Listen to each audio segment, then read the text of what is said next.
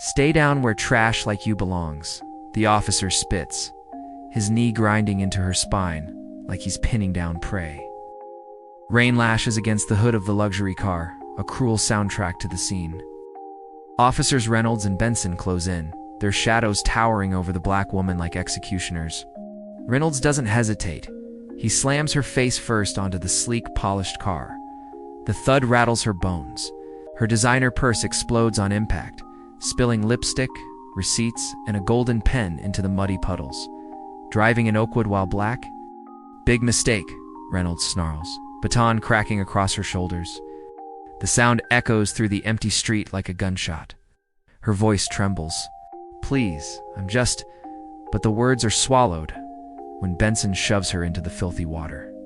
Her knees slam hard, pain jolting up her legs. Shut up. Hands where we can see them. Benson growls, pushing her head down as if humiliation was part of the job. Ow! Her breath hitches. The tailored suit she wore with pride worth more than their monthly paychecks combined clings to her skin, soaked through and ruined. The irony isn't lost. It's that when something catches the streetlight, the glint of her police academy ring as she braces herself, and then the sharp buzz of her government-issued phone skidding into a puddle. The screen lights up. An incoming call. Commissioner Wallace. Neither officer notices. They're too busy laughing. But you know what's funny about power? People abuse it the hardest, right before they realize who they're really dealing with. Share your story below. Their laughter tonight will curdle tomorrow once they realize whose ribs they dared to bruise. Because fate has a cruel sense of humor, and it's about to introduce them to Captain Alexis Thompson. She arrives in Westridge like a storm in a pressed uniform assigned to take command of the infamously rotting 5th Precinct. Her name alone carries weight. In law enforcement circles, she isn't just known, she's feared. The reformer. Ow. The one you send when a department is drowning in its own corruption. Now standing in her quiet hotel room, she unpacks her uniforms with surgical precision. Her laptop glows, personnel files scrolling across the screen. At the top, the commissioner's email. The 5th has the highest number of excessive force complaints in the state. We need your expertise, she exhales slowly, closing the file. This wasn't her first rodeo. Different city, same cancer. But Alexis doesn't believe in quick fixes. She believes in truth. And truth doesn't come out in roll calls or staged greetings. It comes out in the shadows, when people think no one's watching. So she makes a decision. For her first week, she'll go undercover. Dark jeans, simple blouse, tailored jacket, professional, yet invisible. She transforms herself from captain to civilian in minutes. Her plan is precise. Drive through neighborhoods at night. Study patrol routes. Note response times. Observe officer behavior. Compare how they treat citizens in mansions versus those barely paying rent. Meanwhile, across town, Reynolds and Benson prowl Oakwood's manicured streets in their patrol car. They sipped coffee like kings patrolling a kingdom that isn't theirs. Oakwood, the kind of neighborhood where every brick screams old money and every cop knows the unspoken rule. If someone docent fit the profile, stop them, question them, remove them. Another quiet night in paradise, Reynolds mutters, crumpling his coffee cup. Paradise for them. What ace, but hell was about to clock in. Then Reynolds spots it. Black sedan creeping down Maple Avenue, pausing every so often. Suspicion flickers in his eyes. Check it out, he nudges Benson. Someone's casing houses. Through the windshield, their target comes into focus.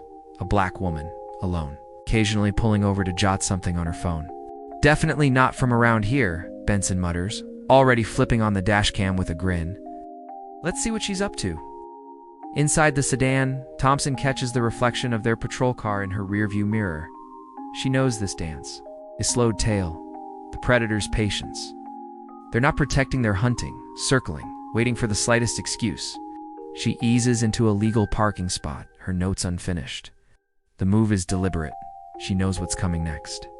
Sure enough, flash. The patrol car's lights ignite, washing her sedan in red and blue. Thompson breathes steady, her hand brushing against the purse at her side. Inside, her credentials, her shield. She could end this in 10 seconds flat. But part of her wonders, what do they do when there's no badge to stop them? The answer is about to write itself. Reynolds steps out first, hand perched on his holster like a cowboy itching for a duel.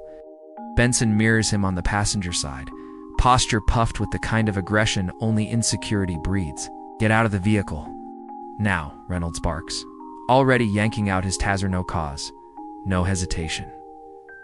Thompson's hands rise slowly, calmly. She opens the door with careful precision, stepping into the downpour. Rain drenches her instantly, plastering fabric to skin, but her face doesn't flinch. "Good evening, officers," she says evenly. "Is there a problem?" Her voice is silk over steel.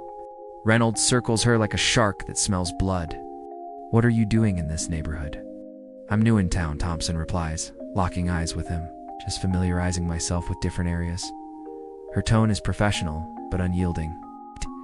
Benson scoffs, shaking his head. "Yeah, right. People like you don't just familiarize themselves with Oakwood, unless they're looking for something that doesn't belong to them." Coded language, but not subtle. Thompson hears every syllable, every unspoken implication. She doesn't blink. She catalogs. Because this is exactly why she came undercover. She's investigated dozens of officers just like these menthos who see a badge as a license to harass, not protect. "I assure you, I'm not doing anything illegal. I was simply making notes about the community. I'm relocating for work. ID, please." Reynolds cuts her off, hand hovering near his weapon. Thompson nods slowly, reaching toward her purse on the passenger seat. "My identification is in my gasp." Benson yanks her backward, slamming her against the car. The impact shakes the sedan. Her government phone and wallet clatter to the wet pavement.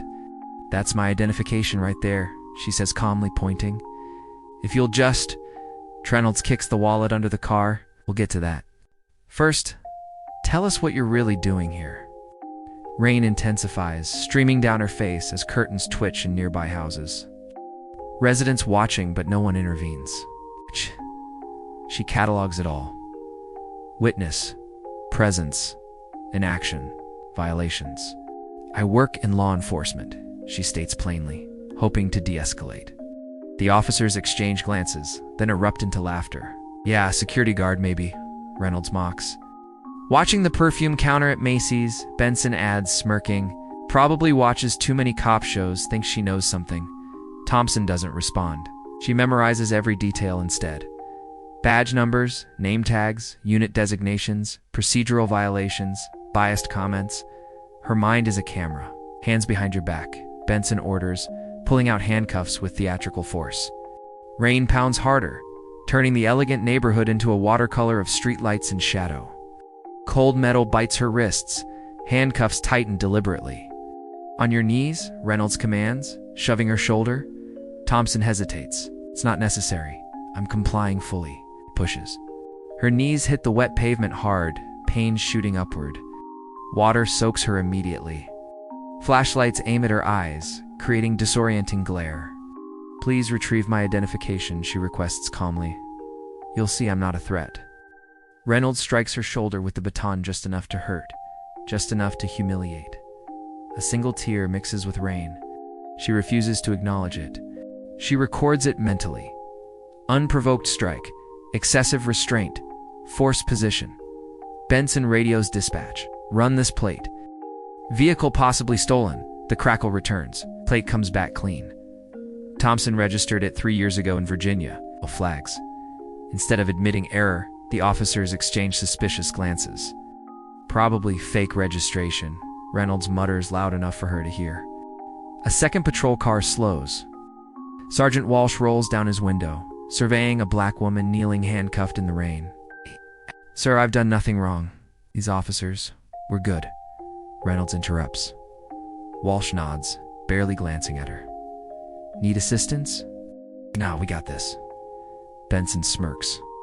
Thompson adds another name to her mental ledger. Supervisory neglect. Failure to intervene. Rain-plastered clothes, shivers up her spine. Yes. Benson circles her, flashlight gliding slowly over her. "Cold are we," he taunts. "Should have thought about that before coming to the wrong neighborhood." Her jacket sleeve rides up. National Police Academy ring catches the light. Where'd you get that ring? Benson pauses. Pawn shop. I earned it, she replies quietly. Costume jewelry won't help you, he sneers. Thompson remains silent, conserving energy. Eyes drift to the patrol car dashboard, a team photo of the 5th precinct. Faces she recognizes from briefing files, many with complaints buried by internal affairs. Her eyes narrow. Tomorrow they'll sit across her desk. Hours pass. Handcuffed to a metal bench, soaked, bruised, and humiliated, she watches the precinct rhythm. Shift changes, officer behavior, inappropriate laughter, indifference name. Oh, processing officer finally asks. Alexis Thompson, she replies calmly. Address. Relocating. Westridge Hotel. He frowns. Expensive place for someone casing houses. I wasn't casing houses, she corrects. And I'd like my phone call now, he laughs. When we're ready, we're backed up. Another violation cataloged. Unnecessary delay of due process. 3 more hours before she gets the call. Nearly 2 a.m. at last. She dials not a lawyer, but Commissioner Wallace. Commissioner, the Sunset audit has begun ahead of schedule, she says in their coded language. Code Amber. Location. He asks. 5th Precinct. Officers Reynolds and Benson. Understood. Maintain protocol. Extraction within the hour. She hangs up. The desk sergeant watches, puzzled. Composure, precise language, standing despite disheveled appearance. 30 minutes later, a call. She's being released. No charges, no apology. Only the sudden reversal that shocks everyone but Thompson. Belongings returned in a plastic bag. Wallet, phone, dignity, still intact in her mind. Pre-dawn darkness greets her. Ride share to the hotel. Clothes removed, bruises photographed. Each strike documented. Laptop opens, every violation, typed with surgical clarity. She accesses secure files. 6 prior excessive force complaints against Reynolds and Benson in just 2 years, all quietly buried. And now she knows. Tomorrow, accountability begins. All mysteriously closed without action. Reports buried by internal affairs. Witnesses who suddenly became unavailable. Alexis notices a disturbing thread weaving through it all. Sergeant Walsh's name surfaces in 3 of the buried complaints, and every dismissal carried the signature of the current precinct captain. This isn't sloppy oversight. It's systemic. It's calculated. And it's exactly what Alexis was sent here to fix. She touches the darkening bruise on her shoulder, wincing. For a split second, the pain flashes across her face, then hardens into resolve. I wasn't planning on starting this way, she whispers to herself, but they've just given me exactly what I need. What Reynolds and Benson don't realize? By assaulting her, they've handed their new captain the perfect weapon for reform. Morning at the 5th Precinct. Reynolds and Benson stroll in, coffee cups in hand, laughing loudly. So there she is, designer clothes ruined, rain dripping off her face, trying to convince us she's some kind of cop. Reynolds sneers, mimicking Alexis on her knees. The room erupts in laughter. Benson adds smugly she was definitely casing houses. It's probably has a whole crew ready to hit Oakwood. Did she resist? Another officer asks, eyes gleaming with curiosity. Not exactly, Reynolds smirks, but she had that attitude, acting all superior like she had rights or something. The group bursts out laughing again, their cruelty echoing through the precinct. Only one officer stays silent, Rivera, a rookie on probation. His unease is visible. He doesn't laugh, he doesn't join in. He just listens, face tight, as if a war is already brewing inside him. Across town, Alexis sits in Commissioner Wallace's office. Her bruises are now deep, ugly shadows against her skin. She slides a tablet across his desk. Wallace scrolls through the images, her injuries, her detailed notes, body camera inconsistencies. Jesus, he mutters. Knew the 5th had problems, but this is why you hired me, Alexis interrupts, her voice steady. What happened to me isn't unique. It's their standard operating procedure. Wallace exhales, shaken by the meticulous evidence. We should file charges immediately. Not yet, Alexis shakes her head. This gives us something better, authentic proof of how they behave when they think no one's watching. I'll use this as the foundation for reform, not just to punish 2 bad cops. For the first time, Wallace looks at her with genuine respect. What's your plan? 3 days. I'll trace the complaint patterns, separate the salvageable from the corrupt. At least half the command structure has to go. You have full authority, Wallace says firmly.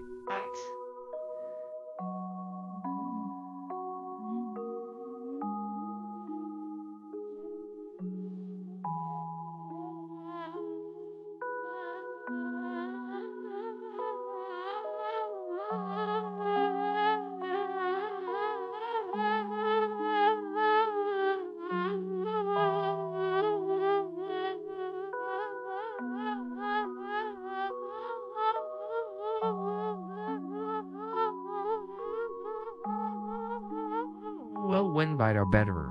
How to arrive word order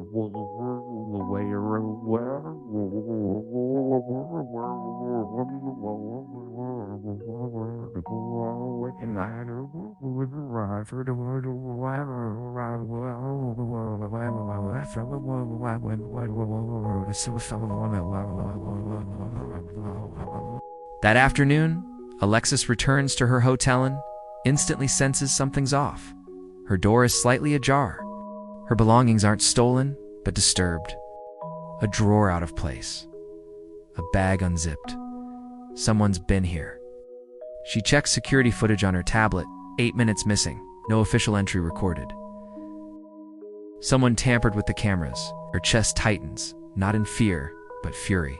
They want to intimidate her. They want her gone. Her phone buzzes with a text from an unknown number. Back off, or next time you won't walk away. Alexis takes a screenshot, adds it to her growing file, and whispers to herself. Now I know just how deep this goes. She accelerates her plan. Visiting internal affairs under the guise of a civilian consultant, Alexis calmly requests complaint files.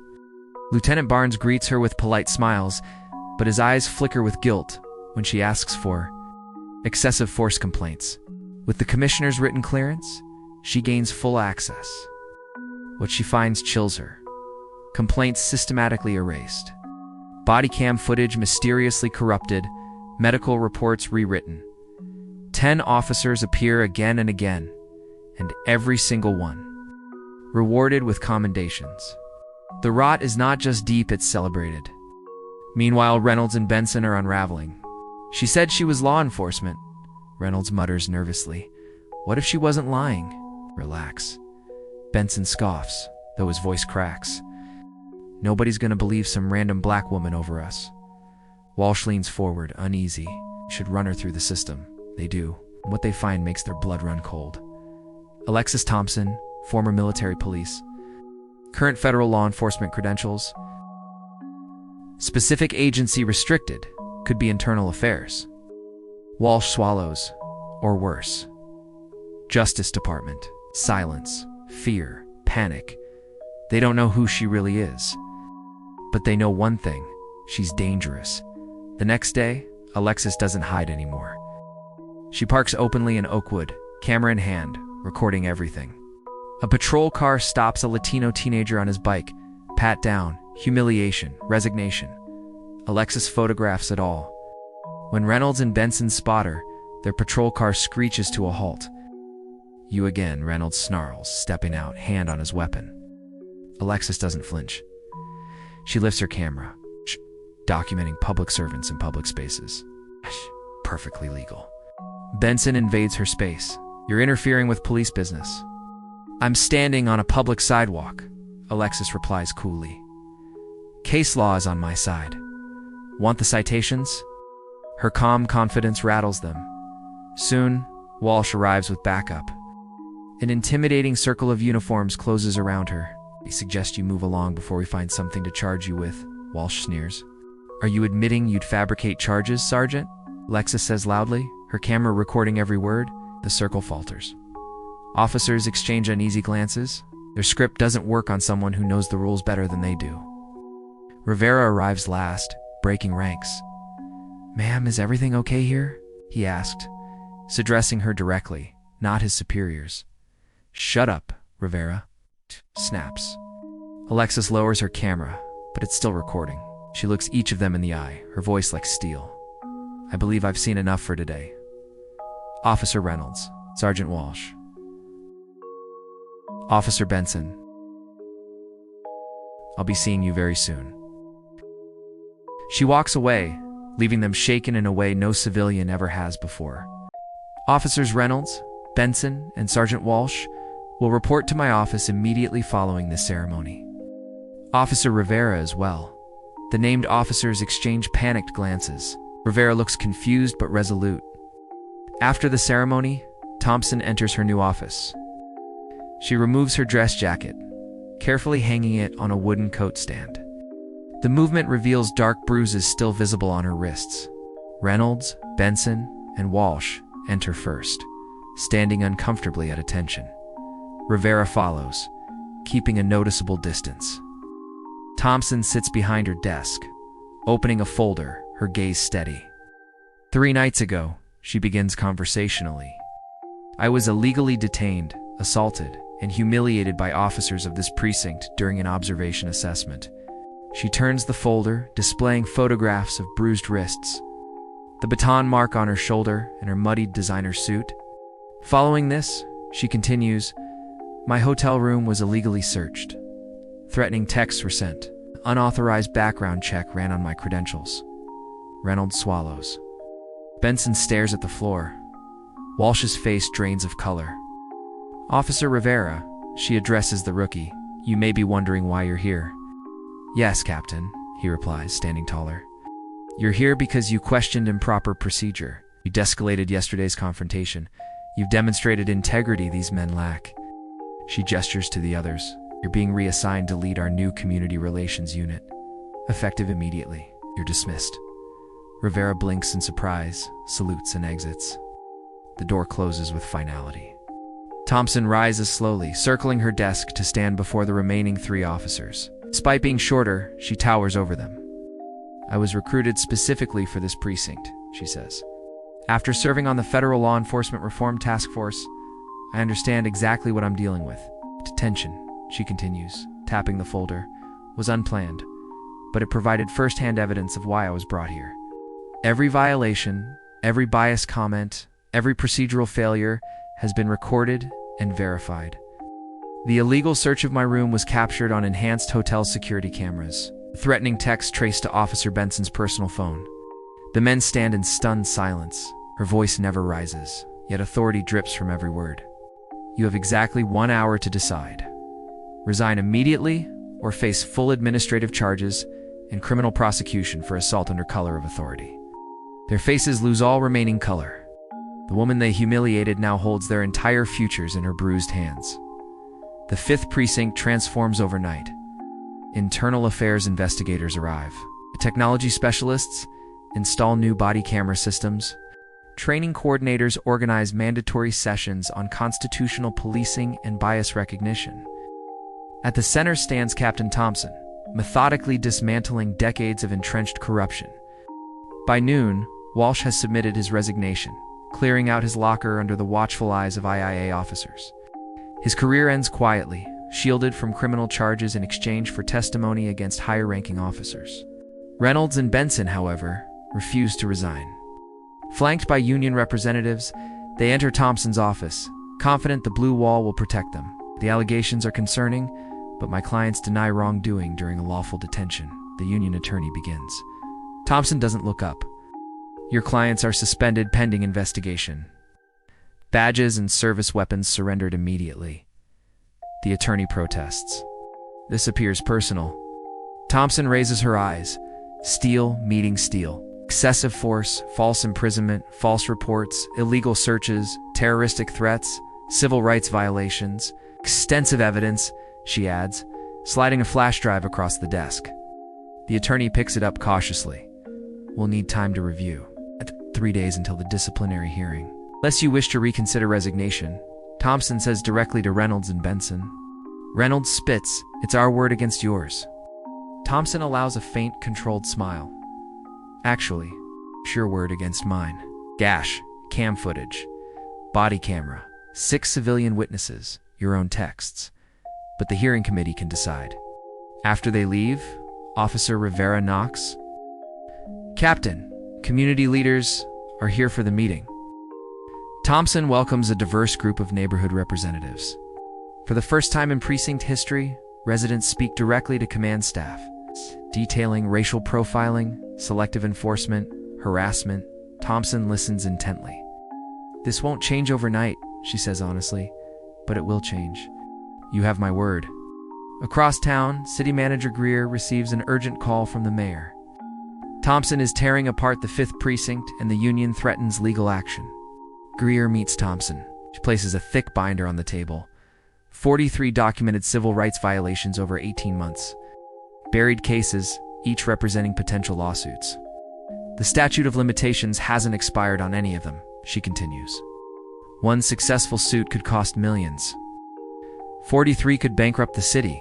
Your support, budget approval for training and equipment, and non-interference with personnel decisions are required." Greer nods slowly. "You'll have it." By Thursday, Thompson's investigation reveals systemic evidence tampering leading back to internal affairs. Lieutenant Barnes and recently retired Captain Harrison. Commissioner Wallace reviews the findings, concern etched across his face. Meanwhile, community members who witnessed Thompson's detention provide evidence. Journalist Sarah Winters uncovers dozens of similar incidents. Minorities illegally detained, subjected to excessive force, then charged to justify officer actions.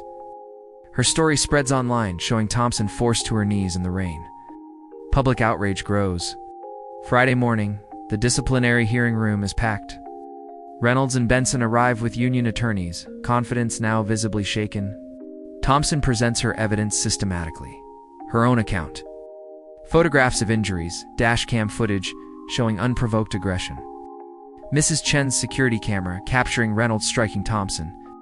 Procedural objections are overruled by the committee, which includes newly appointed civilian oversight members. Witnesses testify. College student detained walking home. Delivery driver stopped multiple times in a week. Elderly man grabbed from his yard. Patterns of misconduct become undeniable. Reynolds and Benson watch their careers crumble in real time. Attorneys pass desperate notes, suggesting new strategies, but nothing counters Thompson's overwhelming documentation. The system finally bends to justice. The hearing committee votes unanimously for termination. They also recommend criminal charges for civil rights violations, falsifying police reports, and witness intimidation. As Reynolds and Benson leave the room in disgrace, Reynolds mutters under his breath, "This isn't over. You've made enemies you don't even know about yet." Thompson meets his gaze evenly. "That mindset is exactly what brought us here today, Mr. Reynolds. The difference is, you're no longer in a position to act on it." She watches them walk away, badges and service weapons already surrendered. Their authority stripped not from vengeance, but from necessity. The system cannot function when those entrusted with power abuse it so blatantly. Back in her office, Commissioner Wallace waits with the mayor. The union's threatening legal action. The mayor says without preamble, "Let them." Thompson responds calmly. "Our documentation is airtight, and Officer Rivera will testify about the misconduct he witnessed during his probationary period." The mayor studies her with newfound respect. "You've certainly made an impression, Captain, though not everyone is happy with these changes." "Reform isn't designed to make people happy," she replies. "It's designed to make systems just." "This isn't the end," Thompson announces to reporters outside. "It's the beginning of real accountability." 6 months pass. The 5th Precinct has transformed under Thompson's leadership. Walls that once displayed only officer commendations now showcase community, partnership achievements, and citizen appreciation letters. Morning briefing finds Thompson addressing officers, many new, all committed to ethical policing. "Our quarterly results show progress," she says. Projecting statistics. Excessive force complaints down 83%. Arrest rates down 12%. Successful prosecutions up 20%. Officers nod. Professional satisfaction evident. "These numbers represent more than statistics," she continues. "Quality of arrests over quantity, de-escalation over confrontation, community trust over fear. Response times have improved across all neighborhoods equally. No more prioritizing one area over another." Sergeant Rivera, recently promoted, leads the Community Engagement Unit, the precinct's pride. His team runs programs in multiple languages, youth mentorship initiatives, and citizen forums where officers listen more than they speak. Coffee with a Cop alone drew over 300 residents last month. In her office, Thompson reviews recruitment applications, emphasizing diversity and community roots. 5 candidates meet the criteria. 2, bilingual, 1 with a social work background. Schedule interviews for all, she instructs. Follow up with last month's recruits. Make sure they're supported at the academy. Across town, at a city council meeting, Thompson presents her 6-month assessment. Constitutional policing and effective policing are inseparable, she explains. Council members who initially resisted her reforms now cite precinct improvements with pride. The Budget Committee unanimously approves citywide body camera expansion. Civilian cooperation with investigations has increased 47%. The ripple effects spread beyond the 5th precinct. Other captains consult Thompson. Law enforcement journals publish case studies. A montage illustrates the transformation. Officers helping the elderly. De-escalation in mental health crises. Community members volunteering information. Former skeptics become vocal supporters. Mrs. Chen, whose security footage helped expose Reynolds and Benson, now serves on the Civilian Oversight Committee. I feel like the police work for us, not against us, she tells a community meeting. Officer Torres, initially resistant, now leads bias recognition training. This approach makes our jobs easier, not harder, he admits. Thompson walks through the precinct, observing the cultural shift. Reform is fragile, constant vigilance is required. Her assistant announces a call from Commissioner Wallace regarding her next assignment, the Central Precinct. Facing similar issues, Thompson smiles. The model she built can now be replicated across the department. 1 year later, Thompson strolls along Oakwood's tree-lined streets. Residents wave, some stop to chat, expressing gratitude. Mrs. Chen calls from her garden. The new youth center opens next week. Will you speak at the ceremony? I wouldn't miss it, Thompson replies with a genuine smile. Passing the small mall, Thompson notices Benson in a security guard uniform. His expression hardens, then he quickly averts his gaze. Thompson doesn't linger or gloat. This isn't personal victory, it's the natural consequence of his choices. Reynolds faced harsher consequences, probation for civil rights violations after criminal investigation. Others met similar fates. The system doesn't forgive those who betray their oath.